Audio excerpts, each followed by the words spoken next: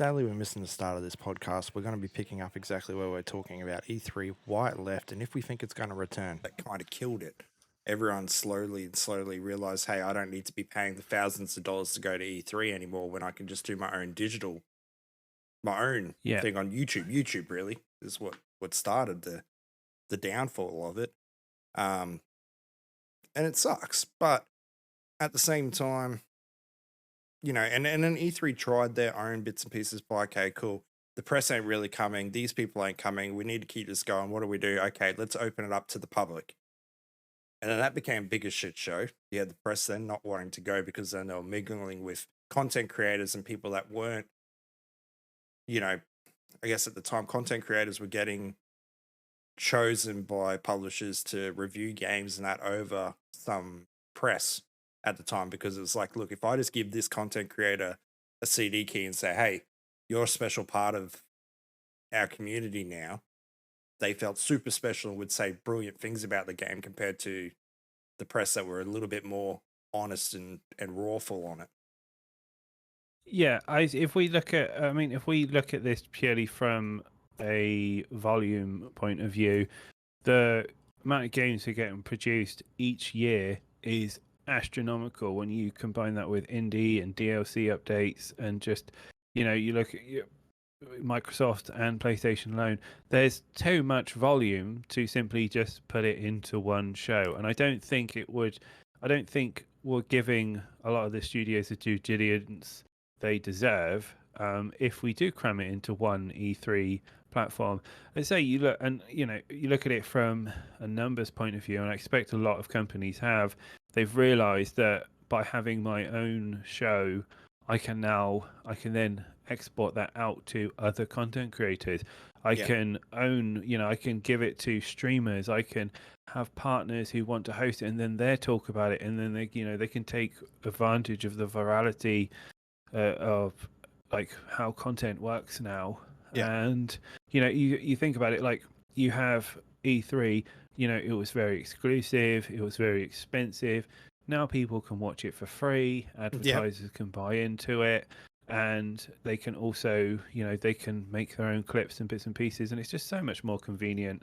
And it's welcome. It boils down to welcome to the modern age, era. and I think, yeah, exactly.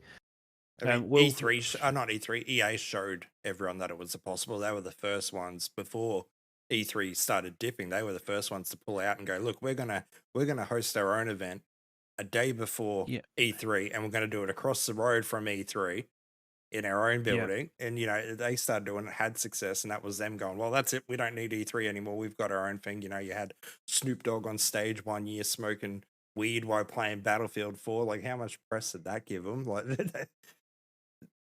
Yeah, exactly. And, the fan bases are so big now that you can even have shows based around games themselves. Like you've got like BlizzCon, for example.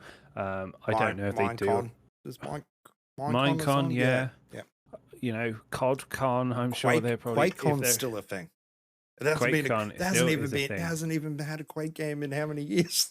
They still do that. There has not, and but yeah, it ties in with all the Bethesda titles but again, lots of fantastic things, and they're exciting to watch in their own little single pockets. So yeah, and just there's so much out there. They're just like E3. I don't think even find like they get to a point now that it's not E3 doing them a favor. It's like, hey, we're gonna, we've got this tech and studio presentation. It's like the game studios are doing them a favor. They're making E3 the popular thing, not vice versa. Yeah. And whether or not companies probably again realize this, and yeah, E3 is gone. And maybe it'll evolve into something else. Who knows? But yeah, I don't see it getting any better soon. No, I reckon if it's going to make a comeback, I don't think they'll attempt it next year. It might be another thing for 2 years' time. Like really step back, really relook at what E3 is, what it has to offer. I mean, you've got the Summer Games Fest happening at the same time with Jeff Keighley. Yeah, and that isn't involved in Microsoft in any way. They're not a part of it, but they can. It's wrapped into it. It's like a week long of games where you've got Jeff Keighley kicking it off, followed by Microsoft's event. Got a Nintendo event in there now. Devolver have their thing, which I forget what that is. They have 2 days of Summer Games Fest. Games companies, I don't really know what they get, but they pay a little bit of money to show the Summer Games Fest thing down in their own event as well. So it's kind of like branding it all together as such. Yeah, I mean the Summer Game Fest for me is, again, they've owned that world premiere market. So I know Jeff Keighley isn't the biggest fan of E3, and he has great relationships with all these development studios, all these little up and coming projects. I presume he shows a lot of them support, and he off the back of that, we get world premiere exclusive looks at things that you've never seen before, or game titles you've never seen before. Like, for example, the announcement of Elden Ring. What a phenomenal way to introduce one of the biggest titles out there, and people were so excited. And there's a lot of it's almost like going to the cinema in some points. It's like you're trying to guess which title is going to be coming out, and all the predictions and all the hype that comes around it, and it's I think it's a real positive force of gaming. So and it runs into the Game Awards as well. Same thing. And then at the end of the year, they get another slew of trailers and announcements all night. That's that's the Oscars of video games really nowadays. That thing's massive. Yeah, and I think we'll see more expansion on Game Awards. I mean, the only area I feel that has got some controversy is still the Game Awards, the Game of the Year. So who gets what, etc. Whether or not they are deserving of it is a bit tongue in cheek, but we'll have to see how that pans on out. I mean, we could segue into that at the moment, which is the BAFTA Awards, which happened recently. Okay, goodness me, who won the BAFTA Awards? So it was a great one this year. You had the Vampire Survivors got Game of the Year. Okay. Which was that was something that was pretty much should have been up there in the normal video game awards. So the Vampire Survivors, the one that really got me, because for the longest time I didn't play Vampire Survivors. I was like, what the hell is this? Oh no, you got 8-bit rando game, and then one Christmas I sat down. I was like, I'm going to play Vampire Survivors on Game Pass. Play it. I must have got through 8 hours of that game in the space of 2 days. Yep. It was truly, it was bonkers. Was it a British studio that developed it? Then that was the other thing as well. Yeah, I think it was actually. I'm not too sure about that. Yeah, because they won. It won. I know it won Best Game, but it also won Best Game Design. Which Poncool, and I'm just going through seeing if I can get any details on who Poncool is. Poncool Games. It was so I started playing it back when it was just a single level game. A friend was playing it streaming on Discord, and he was playing. I'm like, what is this game? And I watched him for 30 minutes playing it. I'm like, I need to buy this. Yes, it is a small indie studio based in London, UK. Okay, interesting. They Vampire Survivors won Best Game and Best Game Design. Now the game design I understand, because it was quite, even though you see a lot of clones of it now, it was the first of its type. Oh, it was something a bit new. I feel it's almost a reimagining of the original Asteroids. Yeah. But yeah, very, very, very, very good. But the one that really threw me was that Elden Ring won Best Multiplayer Game, and I just don't. I'm still I mean, I understand it, right? But when I think about Elden Ring, the first thing that doesn't not come into my head is multiplayer. No. Yeah, it's good old Elden Ring multiplayer. The multiplayer, is quite antagonistic. The multiplayer, you have two main objectives in there. One is you just want to be this savant and altruistic and help people and get through the things, or you just want to be a dick. You want to go into people and kill them, just make already a quite hard, miserable game experience. Yeah. And it's like, okay, all right, that seems like a bit of a stretch. I'm sure there must have been other multiplayer games like this. Considering also the fact that they put Vampire Survivors in there, Yeah. there were a ton of other indie Yeah, games that were Cult of the Lamb was in there in the running for it as well. That was a fantastic title from last year. yeah. And you had things like Ship of Fools, which was a fantastic multiplayer game. Any number of numerous titles that they could pick from, but yeah, no, Elden Ring won that, and original property, which again, I guess I guess. it is an original concept. Dark Souls in open world. Yeah. Horizon Forbidden West got technical achievement, which I think's pretty spot on. That game. I mean, I am only just playing it now. I just started. Yeah. That's my offline game at the moment, my couch game, and I'm blown away by that game. Playing it on there, how beautiful that is, and how smooth it runs.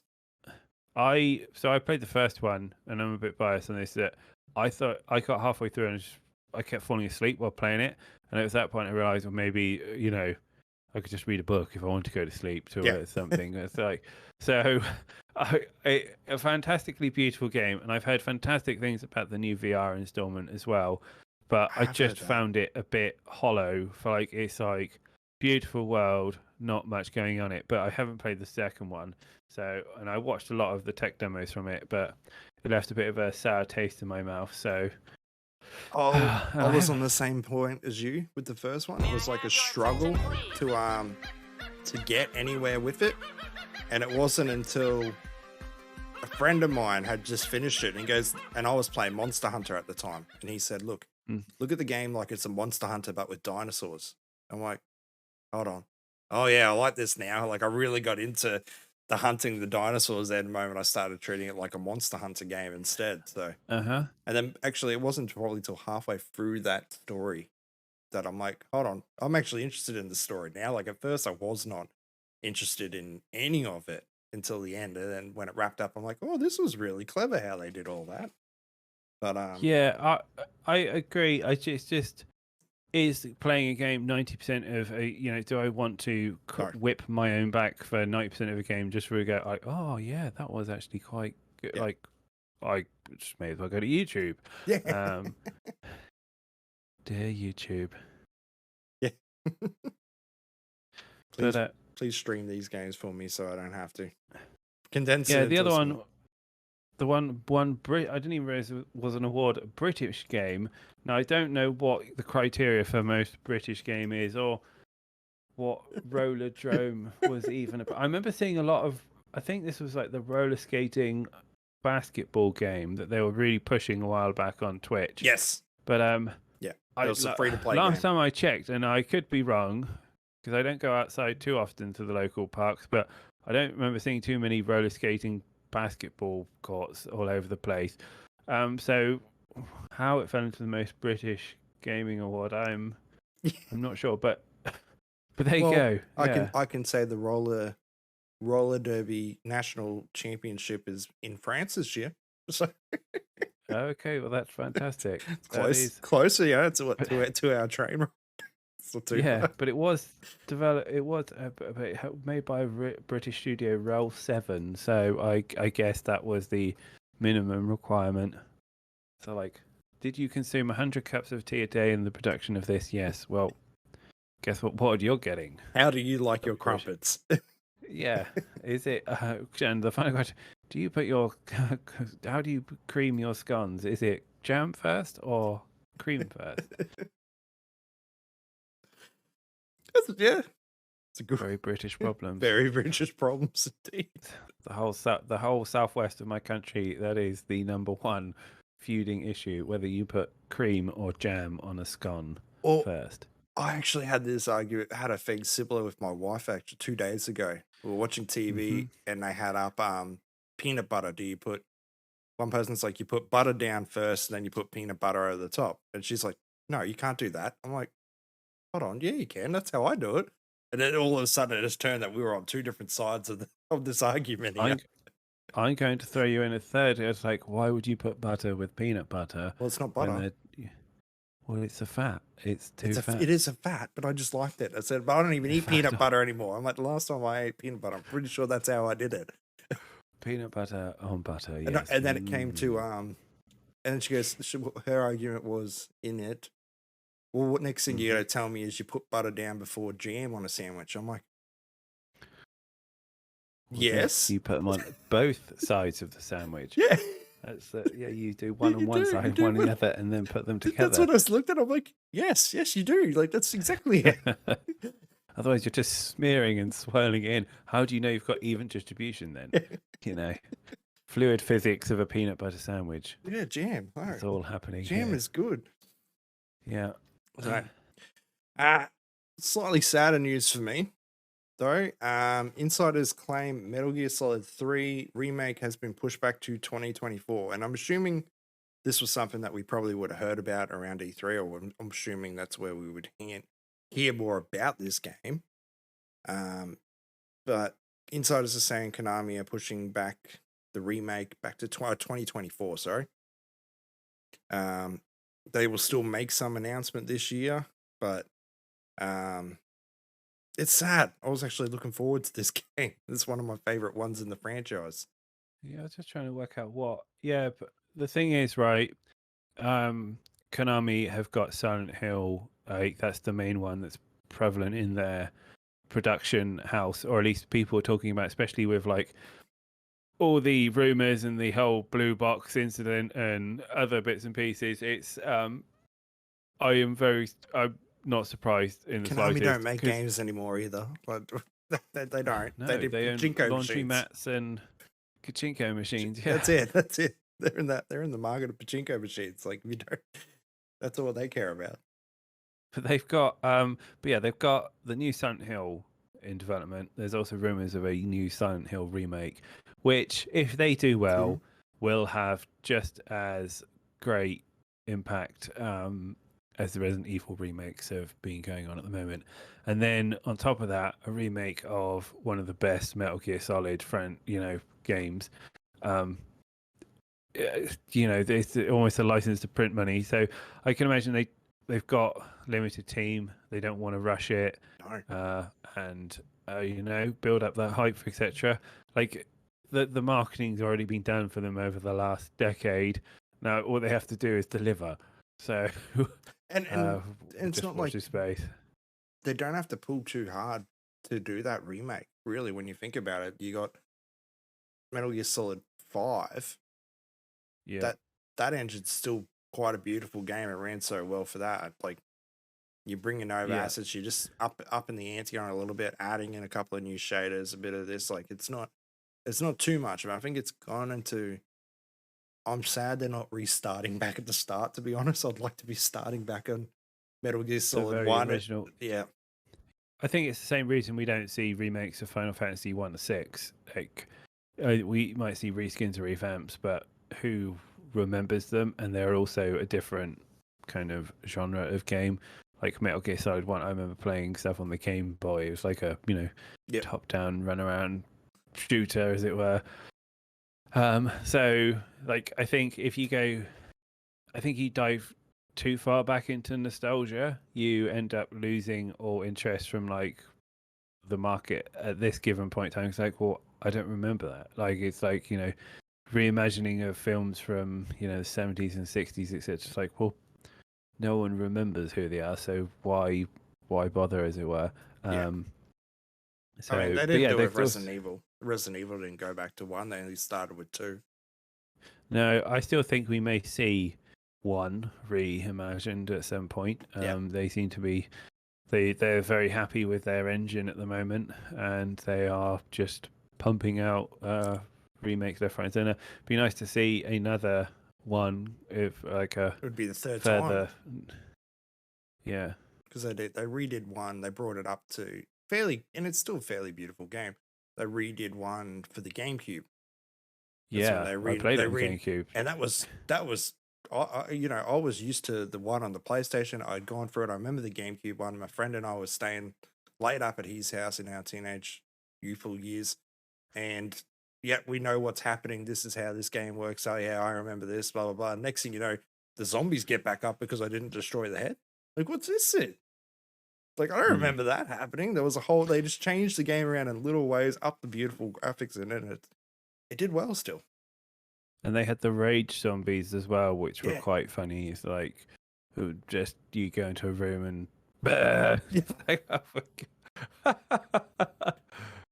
good times. Damn it, I've got that on Steam. I'm probably going to have to play that now. Yeah, and the reimagining of the dog scene as well, when you go through the greenhouse, is like, creepy game. Did it so well. Giant shark as well. Where the shark ended up being actually giant this time, not tiny little thing. It was very, very good. Well, I can segue that into another game that's a 3. Left 4 Dead 3 references turn up inside Counter-Strike 2 files. No fucking surprise here, really. So the fans have been buzzing around it. Yeah. So we got Half-Life Source, or the revamp on that we say. Yeah. Oh, 1 second, my daughter's gone. Entertain. No, I got this. So I'll read the article. Left 4 Dead fans have been left buzzing with excitement after a screenshot posted to a Steam subreddit revealed a reference to Left 4 Dead 3 in the files for the recently announced Counter-Strike 2. This could, of course, be hinting that there'd be another entry into Left 4 Dead series, may be on the horizon. The code in question includes a few details like version, owner, severity, priority, category, product, component, with severity high and priority none, catching the attention of many fans. While it's not clear what this information actually means, the screenshot has caused many to speculate that Left 4 Dead game could very likely be in development, and at least in some capacity. So this is not the first time rumors have popped up on social media. It's been happening for quite a while. It's just also just popped out to show up now. Yeah. Well, Valve don't do 3s. So we said that last week, didn't we? Yeah, they don't. It's they just don't do 3s. So in terms of, we've got the new Counter-Strike Source engine, which is essentially an upgrade on the prior one. It's fantastic. Mm-hmm. But I think Left 4 Dead needs more than just the engine updating, having a new latency system. It needs Back 4 Blood, for example, didn't help. It had its moment for a little bit there, and it's dead now. No one talks about Back 4 Blood. And predominantly, a lot of the Left 4 Dead team, I believe, have segued away and done their own thing. So, but they did Back 4 Blood. Well, they did Back 4 Blood, and they also did the there was the space one set in the 80s as well, which was the other half of the team. Yeah, that's right. And I cannot for love me remember what it's called. But so they've divided those two. So I just don't think we're going to see those. I don't think we're going to see a Left 4 Dead 3 because of that. I think there's a massive room in the market for shooters like that. Yeah. For you've got Borderlands, you've got Left 4 Dead, but yeah, team shooters always. They always have this really sharp half-life. I know we've got the new Vampire 1 Redfall coming out soon. It's next month. This month? I can't remember. They're very soon. I'm waiting for 1 to get that whole live service element right, if that's the route that they're going to. Otherwise, it ends up that they release it gets consumed, there's no replayability kind of at the end of it. Even Borderlands doesn't do it well. And then people wait for the next one to come out. The only one that has really nailed it is Destiny 2. Yeah. And outside of that, I don't think there's anything on the market that really does well in the looter shooter. No. Looter shooter group kill things, and it's a real shame because I think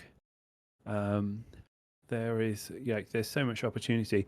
I think what the market is missing at the moment is a real strong push into big, grandiose scale PvE, survive with your friends, less pressure about dealing with the PvP element and more about just, having a really good experience with your friends. And there's one that's being released, and it's essentially like it's like Left 4 Dead had a baby with Warzone, and as you have to survive, and as the map shrinks, the zombies are all coming in, and you can see them like running in towards you as the circle closes, and you've got to like survive like DayZ to the very end. But there is some PvP elements to it, which was only a little bit disappointing for me. But yeah, when you started talking about this, I actually thought you were describing Fortnite.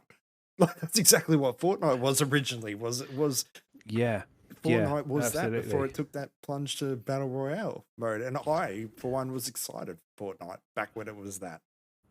Yeah, I bought the original, like, the whole Survivey package, and then like this Save the World, I think is what they called it. Yeah, Save the World, and then the side bit just came on. It's like, oh, by the way, there's this Battle Royale bit they've also made, just like, and it just, it pushed it completely out of the way. Absolutely. And I mean, the thing I love about Epic is that they clearly listen to what people want, and even now with the introduction of the new like editor space, I think they're that's gonna leaning on Roblox. Yeah, they're leaning on Roblox. Yeah, well, I'm hoping that I think they're going to look for ideas that like could be really good novel things, like the no build mode. Like I remember saying back in season 2 when it first came out, I was like, I would really, what would be fantastic is if there was just a mode where we didn't have to build. And now you look at no build, it's like almost as good as the main mode. Yeah, almost. I feel like it's almost as big as the main mode. And you've also got oh, my brain's gone dead. Like, and it's just. Oh, and they've also made it quite accessible in terms of like it's taken away a lot of the sweatiness of it. Like the gun mechanics are a lot simpler. I can now just join in and kill a few people and feel like I'm, their matchmaking is very good. Up. Yeah, their matchmaking is very on. It is skill-based matchmaking inside that game. Yeah. Not many people know it. When skill-based matchmaking works, you can't tell. Yeah, that's really a skill-based matchmaking. It's been in so many games, and when it does work, you can't tell. It's when the publishers have to make an announcement, and then all of a sudden everyone gets pissed off because it's unfair. That's when you've implemented it wrong. Call of Duty. Yeah. I don't know I feel Call of Duty is in a bit of a rut at the moment with its like it is a more hardcore based shooter, and I feel that they need to, like, it would be nice to see some sort of other mode, another direction. They've attempted with different things. Like I like the fact that they had their zombies mode, which was quite novel around, I think it was Halloween, where if you died, you came back as I saw that a zombie. Yeah. I don't play Warzone. I don't play Call of Duty much in general anymore. I've fallen off many years ago, but yeah, I did see that game mode. For me, Battle Royale, I don't like, if I die in a Battle Royale, I don't want to be forced to leave the game. I want to be able to continually participate somehow. Yeah. But yeah, it is what it is. True. More pushbacks again. Talking about multiverse, it's been taken offline to relaunch in 2024. This is just. I don't know. Yeah, so I could have a fucking like. You've had a rant about this, haven't you? Already? I've had a rant about this. I was an avid supporter of Multiverse when it first came out in the closed beta. I put $100 into the battle pass, etc. I didn't realize when they were like, I thought it was going to be open beta till full release. And they have obviously realized there's something has gone hideously wrong. There's like 100 characters that were meant to come out. It was a game that I could play with my friends on the regular. I had characters that I played all the time and I really enjoyed. And then they pull the plug and say that they're not going to be releasing it to 2024 after after season passes, skins. I'm sorry, what? Launched in open beta, yeah. Yeah, I'm sorry. Like, why did you let it go on this long? And there just weren't enough updates and stuff coming out. So I don't know what's happened. I don't know why they made the decision. They blame it on the fans' requests. So what the fans are requesting and what the game needs to change, they can't do without shutting the game down temporarily. Apparently, I mean, why not just leave it up then? Why not let people just play the game that they have? I mean, I guess the problem is, right, is that they've pushed this too much as it being live, and all these new changes are coming consistently. Yeah. They've promised people the world and haven't delivered on it, and now people are angry and disappointed. And I think it's like, oh, okay, well, we're just going to take it away so you guys don't get stressed. It's like, what? Yeah. Why did you let it get in this place? Why did you take all our money? Like, yeah. So it'll be pulled from online stores come 2 days time, April 4th. While new players won't be able to download it, everyone who already has it in their libraries can still reinstall it and play it after that date up to June 25th. That's when the online servers will come down. Yeah.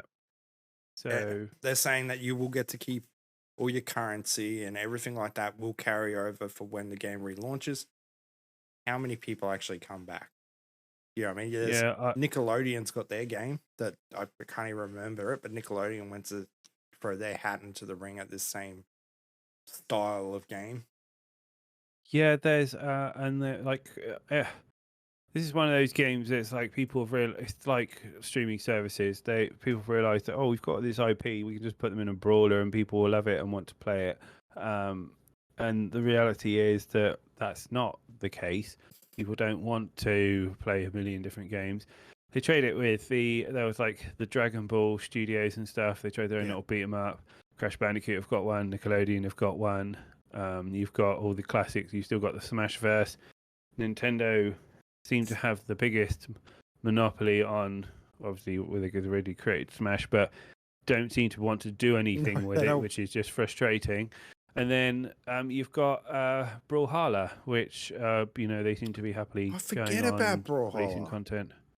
Yeah, so that's one is doing all right for itself as far as I know.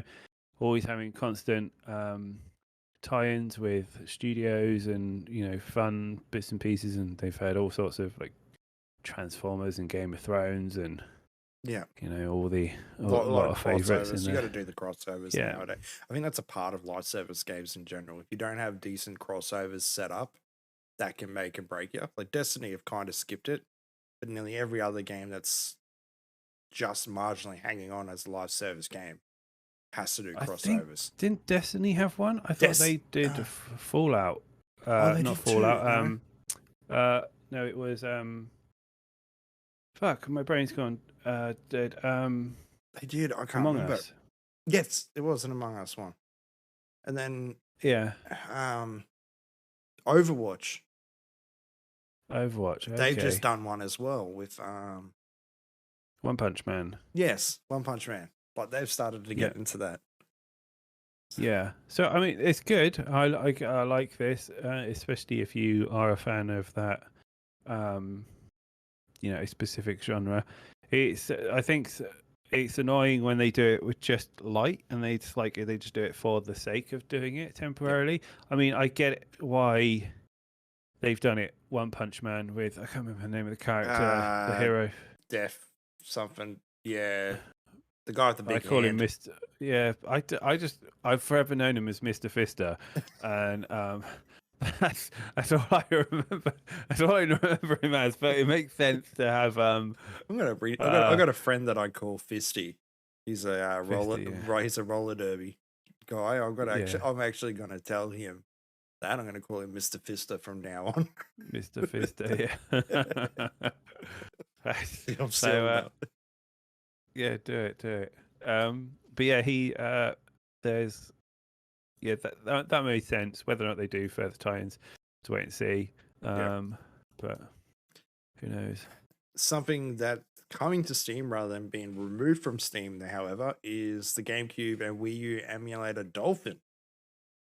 I'm not really sure how that works. Nintendo are hostily aggressive against anything to do with their IPs being emulated. Yep. Dolphin has lasted so damn long too. Like Dolphin has been around for quite a while now. I wish I knew someone who was an expert in DMCA and copyright, whether or not if it is just a piece of software that can run, Yeah. you know, whether or not there is that, well, you have to own the original game and then it's okay. Don't use this to download illegal whatever, and then they get around it that way. But the reality is that people are going to get the emulator and then use it to run. They've got it down as this software is built to run legally acquired games. No games will come with the emulator whatsoever, and that it's all about backing up existing games that you do own. Oh, okay, because backing up games. Yes, I wish to back up some games, but it just so happens I left my backups on LeetX's. Would you believe it? I uploaded it there, so you know. Yeah. I keep my backups on Mega Drive. Mega Drive, yes. Good call. I too keep my backups on Mega Drive. Yeah. Well, maybe they're the same backups. Maybe I got confused. Maybe they cross paths. Oh my god. But yes, there is that. I will say though, it is an impressive emulator for what it does. You can play some old GameCube games, update skins on that, details on that. Wind Waker looks amazing in 4K. Does it struggle to play? Yes, but holy crap, does it look good? Like, it is a beautiful looking game when you add in HD textures and up the ante on it. That's where you got to see a lot of those crazy Breath of the Wild mods that were happening on YouTube for a bit. They were all coming through that emulator where people changed the skins, change models. I did wonder, yeah. It was all done through that. My son actually asked me that question. So you can play Switch games on the... Yeah, to a degree. If you have, don't quote me on this, if you have a Shield TV, the 64-bit, the Pro model, you can get Dolphin to work on that. There is an Android app for Dolphin, which means you can play it on your TV. Okay, very interesting. Very interesting. So, but it just reminds me that Nintendo were part of an IRC group for a while there for GameCube era, and the first way to back up your games in the GameCube era was via an Ethernet adapter, and you'd run it from your computer across the thing. So we were I was 19 at the time, 18, 19. Yeah. We were testing this out for the creator. He was out your way, actually, in the UK. And that went live. Everyone tried it out. This is before mod chips became a thing. And then he just disappeared. It just apparently some Nintendo people came knocking to ask him questions, and then he just went offline. Yes, the Bowser boys came by, and he was never seen again. Basically, like, it's a reality of it. Nintendo don't take anything kindly. They're not. They're very mean when it comes to their IPs, I guess. Mm-hmm. All right. Yes, indeedy.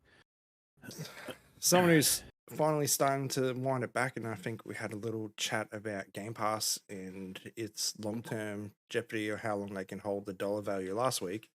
Microsoft is removing the $1 Game Pass offer.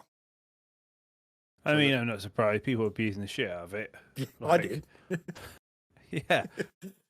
I did for a while. I had 3 different Xbox accounts. Yeah, like, okay, just keep chugging away. I'm not surprised. I mean, to be honest though, fucking thing's so cheap anyway. Like, what was it, 12 quid for? Oh yeah, a month. Yeah. It's not an expensive thing. It's not surprised in any way that they're gonna do it. They can't keep doing it forever. No one else offers it. Yeah, Netflix doesn't do it. You know what I mean? Netflix doesn't do a $1 membership. No one does it. You know what you're getting. Yeah, exactly. And PlayStation shows how I'm going to do it, and I expect Xbox want to make 12 times as much money on their subscription as if it was $1. Yeah. So Exactly. I'm just waiting for it to come to other things like TVs and other bits and pieces. So I expect it already is on TVs, but It's on Samsung TVs, the cloud.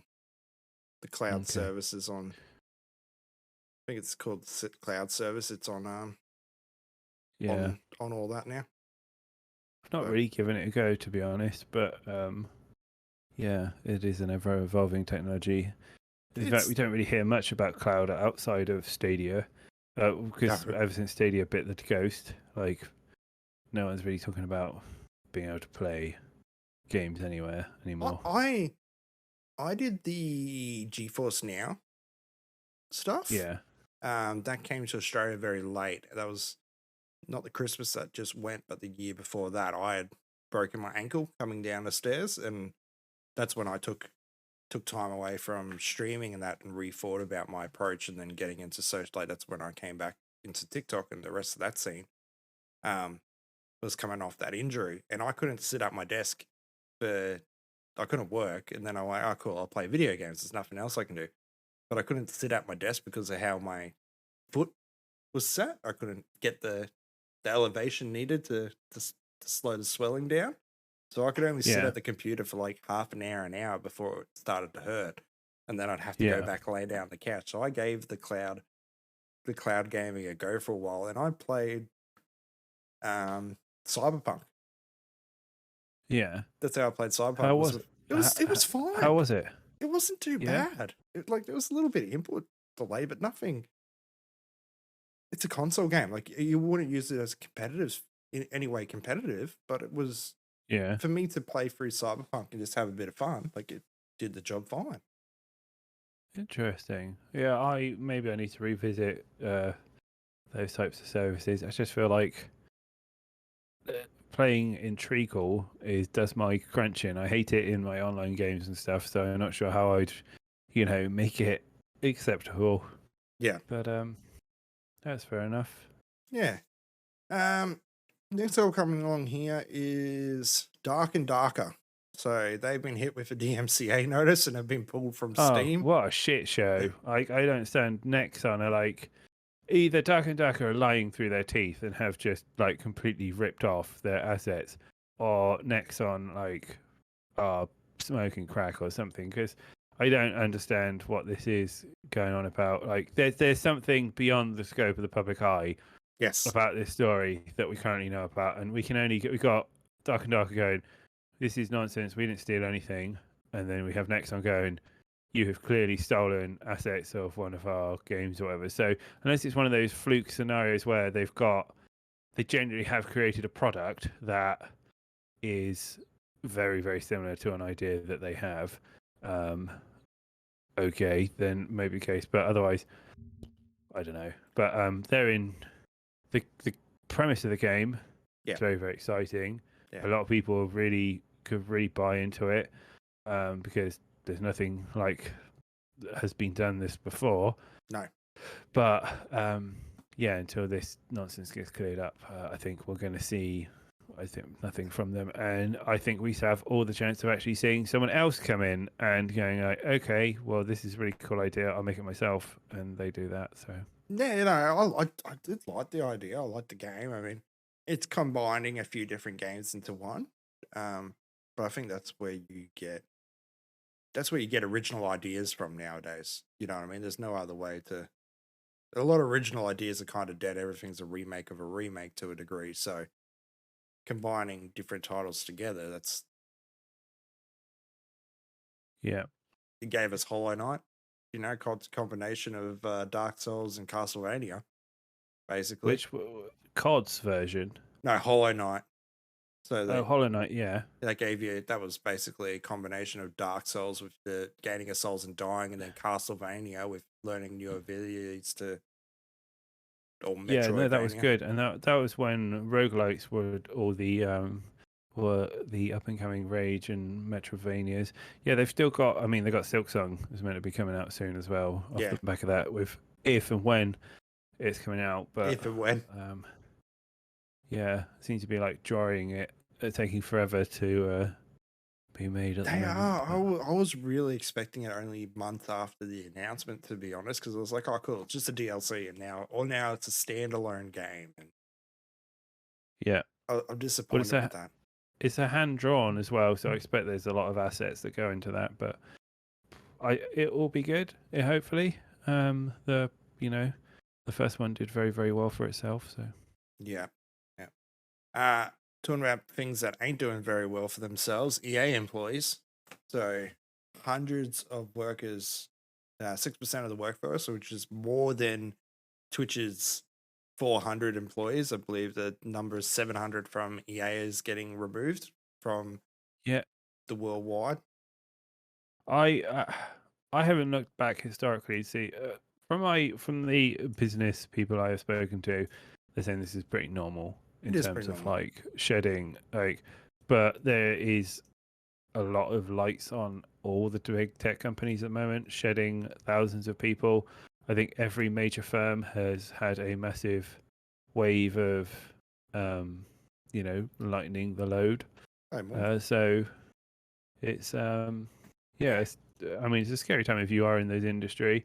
I don't think it's a sign that EA are going under by any means. I mean they've just announced that they're going to do another year of Battlefield. They got another Battlefield on the way. They want to focus on Apex. Apex we talked about last week got their new studio that have been spun off just to focus on Apex Legends stuff. FIFA will still, or whatever FIFA is now, whatever they're calling it, that'll have its fun.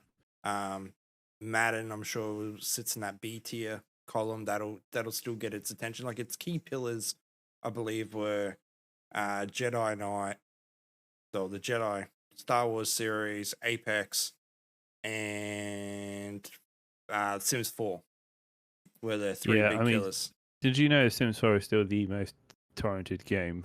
Yeah, I know, but it's still selling like hotcakes. It just surely the world must own at least one. It's like they've given Elden it out Ring. for free. Surely, yeah, surely everyone has got a copy of The Sims by now. It's bonkers, but yeah. Oh, thanks for here we are. Still making DLCs. Yeah, that's exactly right. Like, and I have a friend who is a technical producer for the Skate team. Yeah. Well, their game's not even out yet. Like they're talking about No, it's coming up to some public beta. It's like public opening and people being able to get hands on with that game, and that's a live service game, by the sounds. But that game hasn't released yet. That's probably one of the only few biggest studios I know EA has that they don't have employees to remove. Where they go, I just don't know. And this is coming off them just removing Battlefield 1943 and both the Bad Companies off the stores. They're no longer a game that you can acquire anymore. Yeah, they have. I mean, there's probably like 100 people playing that game anyway. So, and they're with their new Battlefield system. You can basically sandbox those games in to Battlefield, which is probably another reason why they probably still want people. Yeah, remove the games. I know Bad Company 2 is still a game that people still love to play at LANs that I've been to over the years. So like, no doubt removing it is pushing people into the newer titles. Yeah, absolutely. There's no other real headlines that I covered in for the rest of the week though, because I ended up just making jokes of April Fool's Day instead for my last day, because I woke up. I'm like, I'm not even going to look at the news. I'm just going to make up some headlines and go with it. I didn't actually get to see. The only one I caught wind of was Sonic the Hedgehog's been murdered. That's a new game. Is that not an April Fool's? No, it's an actual game. It's an actual game. It's an actual game. I thought it was an April Fool's. No. Oh wow. April. Okay. I've applied to get a CD key for that game. Yeah, Sonic's latest game kills him off, and you've got to find out who did it. It's a detective game. It sounds fantastic. I can't wait for it. Yeah. It just seemed that came left field. Very, very, very true. They're doing Resident Evil Bug affecting progress in chapter 12 will be better. Yeah. Nothing really going on there.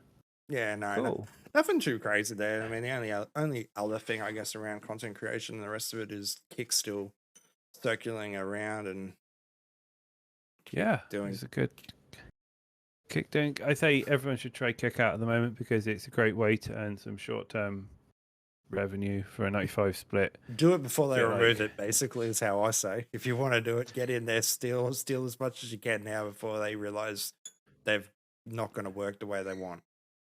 Yeah, I don't know that. I don't know where they're getting their revenue sources from, but they seem to ascertain that it is not based on the subscriptions coming in. So, No, it's based off their parent company, Stake, is who's paying it, which is gambling.